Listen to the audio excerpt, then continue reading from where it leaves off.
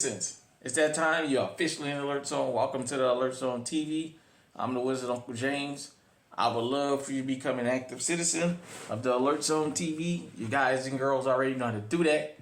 That being said, shout out to everybody because this is a worldwide movement. Definitely.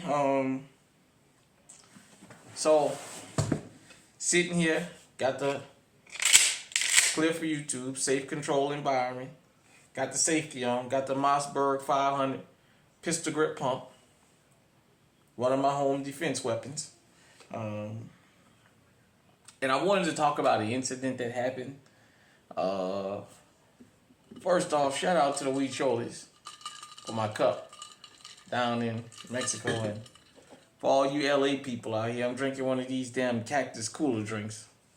I had never seen this shit before, but it got brought to me. So I got the 12 gauge. I got the bird shots in there right now.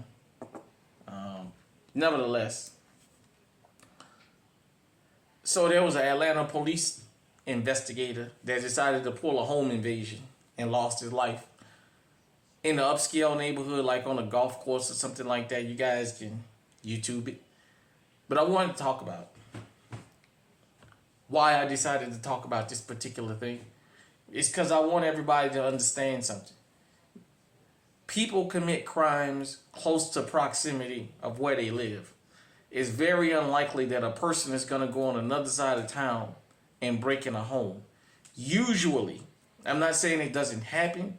Usually, it's somebody of that neighborhood or that area that'll pull these home invasions or these types of crimes off because they're familiar with the area and they don't look out of place being there. So apparently, he tried to break in a neighbor's home and the neighborhood put him down. Now they're saying they don't know if he was hyped up off drugs or what was his trip, but they know he did lose his life. And like I said, this looked to be a pretty nice area from the aerial view that I got to see of it. I told you guys and girls, if you live in these middle and upclass neighborhoods, y'all like to talk about these types of things don't happen. That's bullshit. It happens. But it doesn't happen from outsiders more than it does from people that's in that area. Just for that simple fact. No matter where you live in this country, in this world, you know when people that's not from around there show up. Most people go on guard. For example, when I leave here and I go to Mexico, I stick out like a sore thumb. I'm out of bounds and people know that. So I'm going to be watched more because I'm not from around there. I'm from out of another country. Same thing about neighborhoods. If you grow up in an upscale area, you know who and who don't belong there usually. When you see people that usually don't be around, you become a little bit more suspicious and you become a little more tentative. This is why these types of crimes, when these home invasions happens and these people lose these hundreds of thousands and millions of dollars of things, it's not people from other side pulling this. But I also wanted to address the element of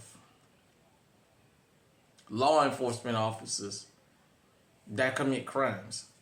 Like I said, I don't know what made this guy do this. It was his neighbor he pulled this on, and the neighbor did the right thing. I just want to say this. This guy was an investigator, and he pulled this. These are the type of people that's pulling you over on the side of the road. If you want to know why we have such an issue for my family that's from around the world, outside of America, why we have such an issue with policing, these are the type of people we got policing America. We got a lot of criminals behind badges. And this is not to badge law enforcement, I'm just saying. For you as a law-abiding citizen, I don't care in America where you come from. If you're a resident, if you're a citizen, if you're able to be legally armed, get you something to protect yourself because you never know when it's going to happen. Don't ever assume because you live in a particular area, this can't happen to you. We have crimes happening all over the country and all over the world in exclusive neighborhoods where people figure because I live here, I live there, this won't happen to me. Um, they didn't show the homeowner, but once again, shout out to the homeowner for taking care of business. As far as I know, they ruled it as self-defense. But don't you think for 1 second that the Atlanta Police Department won't be watching this person, because at the end of the day, one of their colleagues lost his life, even though he was committing a crime. So it's just like I said, the aftermath of self-defense is just not open and shut like that. It should be, but it's not. So, like I said, I was talking to somebody from another country today while I was at the gym, and we were chit-chatting about that, about them possibly practicing their Second Amendment rights here. And I told the person, look, in your home country, you live by how you live in your home country. Here, get you something to protect yourself, because you never know when it's going to happen to you. But I just wanted everybody to know that. Shout out to the president of Gun Freak Nation. I just feel it's the respectful thing to do, to pay homage to him, because he was one of the people in the gun tube sphere to really, really put these home invasion videos on the map. I don't want to seem like I'm piggybacking off of him. I just thought I would talk about this story because it involved an off-duty officer.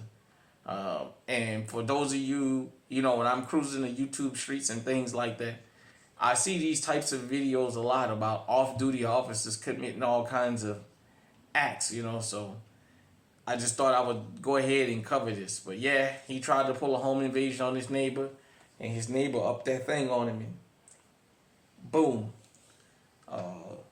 So hit me in the comment section, let me know what you think and what you got to protect your home. Till next time, stay safe, stay armed, stay on high alert.